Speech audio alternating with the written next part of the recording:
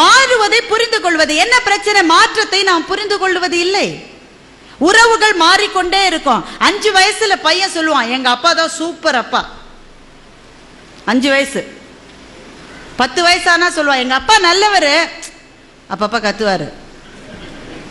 15 வயசுல சொல்லுவான், அம்மாவை கூப்பிட்டு, உன் வீட்டுக்காரர்கிட்ட சொல்லிடுமா, அப்பப்ப என் ரூட்ல வராரு, மரியாதையா இருக்காரு. 20 வயசானா பையன் சொல்லுவான், எப்படிமா இந்த ஆளை போய் நீ கல்யாணம் பண்ணிட்ட? அப்படின்னா பையனுக்கு 20 வயசுன்னு அர்த்தம்.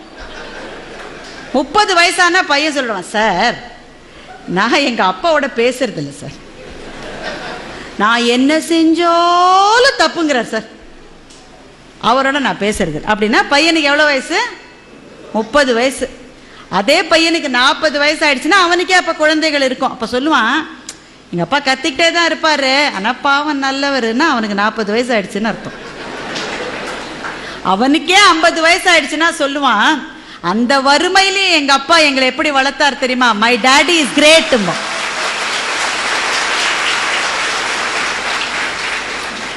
எங்க அப்பா கிரேட்னு 5 வயசுல சொன்னது சார், திரும்பி வரதுக்கு 45 வருஷம் ஆயிருக்கு பாருங்க. இதுதான் மாற்றம். இந்த மாற்றம் உறவுகளில் உண்டு, நட்பிலே உண்டு, வாழ்க்கையின் செல்வ நிலைகளிலே உண்டு. எல்லாத்திலையும் மாற்றம் வரும்.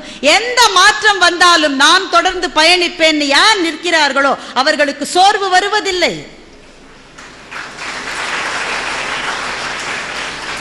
மாற்றங்கள் இருக்கின்றதே, அது நதியிலே கலக்கின்ற கழிவை போல. எந்த கழிவு கலந்தாலும் ஓடிக்கொண்டிருக்கிற வரைதான் நதி.